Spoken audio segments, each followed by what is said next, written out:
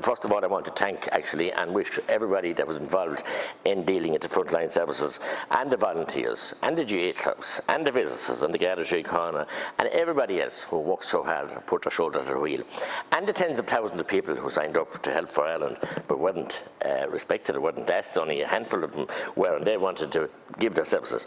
Could I also say it's our second last day in this building to thank the staff here in this convention centre, and Farrell O'Dear, Cashel Damone, Mr. O'Dwyer, he's retired. I was inquiring about him yesterday. He was chairperson, we came first. They made us welcome. We railed against it, but they made us welcome, and the ushers, the Gardaí and everybody else have made us, and the secretariat staff from Peter Finnegan down.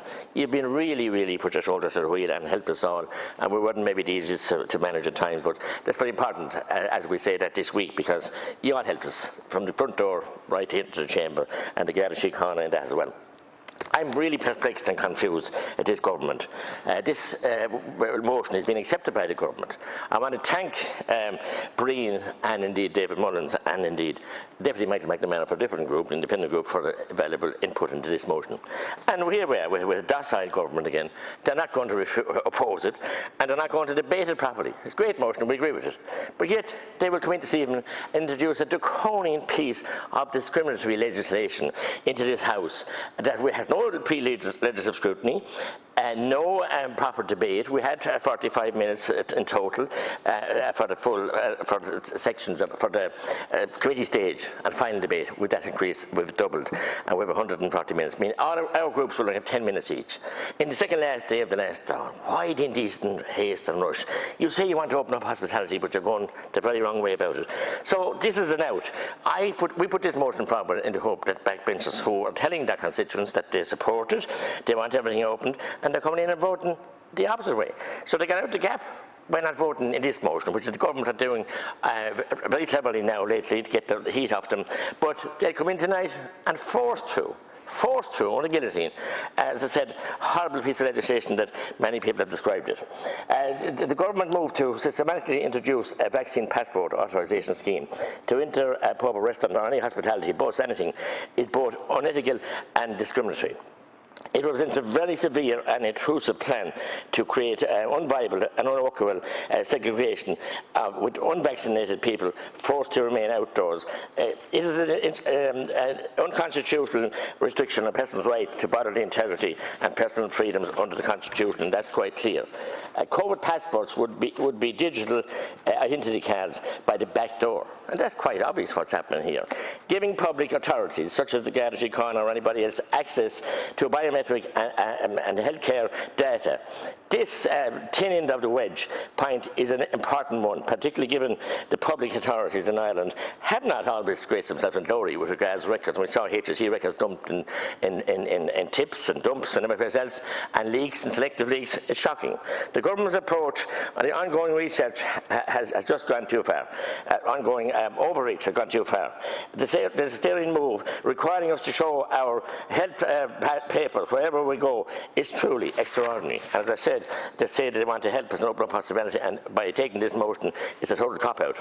This system, if anyone adheres to it, seeks to divide people of Ireland into two classes. And goodness knows we had that for long enough. Those who have received the vaccine and those who have not.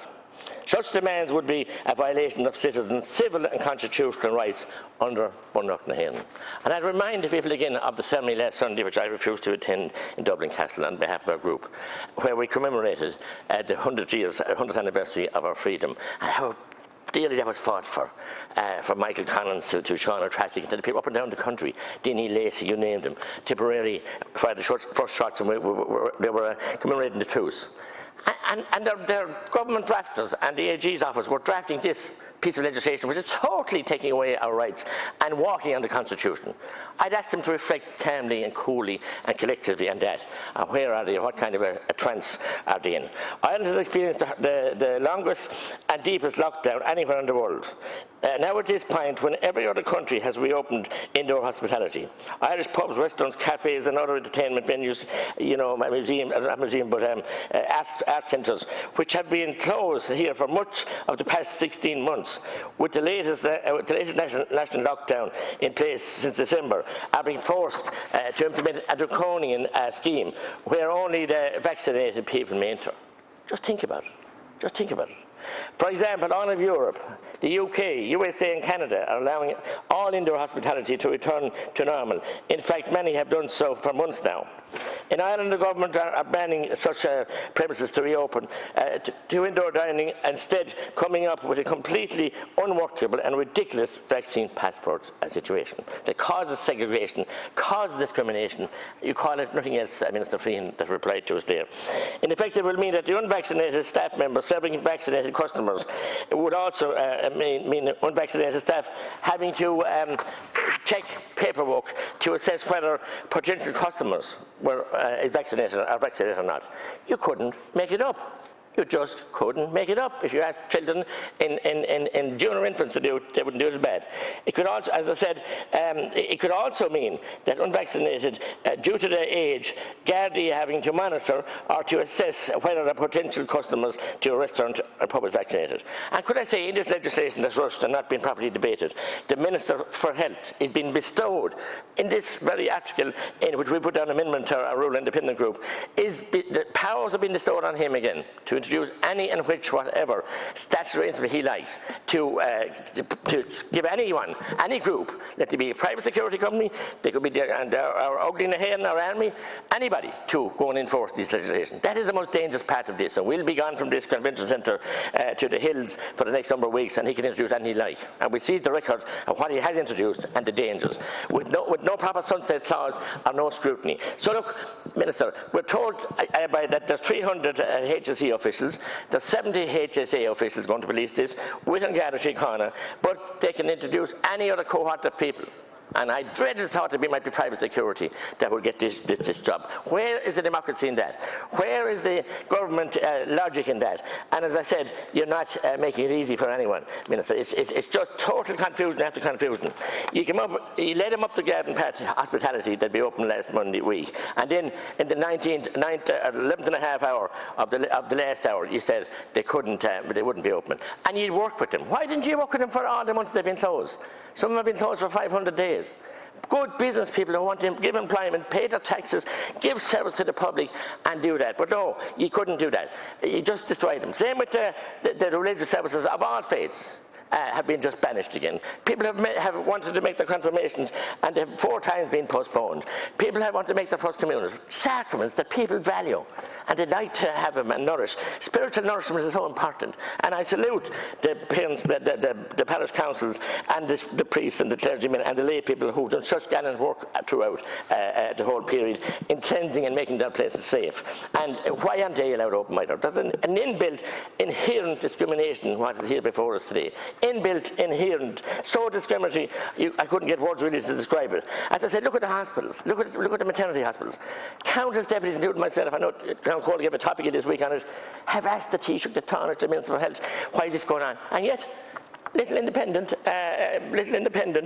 groups of hospitals are refusing the right for a partner or a father or a sibling, anybody, to be with a suspected mother when they get good news, or worse, when they get very bad news and sad news, miscarriages and anything else, or life-limiting conditions. So what is going on? I mean, that you can't even change that much. At the HSE so out of control, have NPHET so in control, the hands on the handlebars of power that you can't challenge them. When I challenged Dr. Horan at a meeting in Cabinet Buildings, I wasn't until I got rebuttal that he deals with the lockdown and we'll do the science later. That's how we've been on a wing and a prayer. And our people have been perished. Our people have been destroyed. Family businesses, family people. What about the waiting list for the cancer care, the misdiagnosis, the mental health, you name it, orthodontic treatment? Deputy Conley already refers to the absolute lack of respite. And any time ever you need a respite. What about all that and the way we denied the nursing homes PPE, and we actually seconded oxygen that was going to nursing homes for the HSE? And all the people that died in those centres. Can I just, my focus score, Council, just appeal to you, Government. I prefer you had the guts today to say, come up, we're opposing this motion and we won't allow it. Because you're just playing a 3-card trick on the people that you represent. They're telling you that you agree with the motion, but tonight you're going to bring in this draconian, anti-constitutional bit of legislation that was ever brought into this House. It wouldn't be done in war times. It wouldn't be accepted in war times. So this is a war against the people, our own people that we're supposed to serve, the people that put us up here in this Parliament. And can I just say, I'm appealing to you this last minute to either vote against this motion, put your money where your mouth is, or else take away the motion, the bill tonight. Come back on Friday, come back next week and debate it properly. I just want to say it in our own language, words have been said. Words have been attributed to me yesterday and by members in the media and got into a story that I utter some words. One word starts with an A, and I never said those words anywhere in my life. I wouldn't even repeat the word here.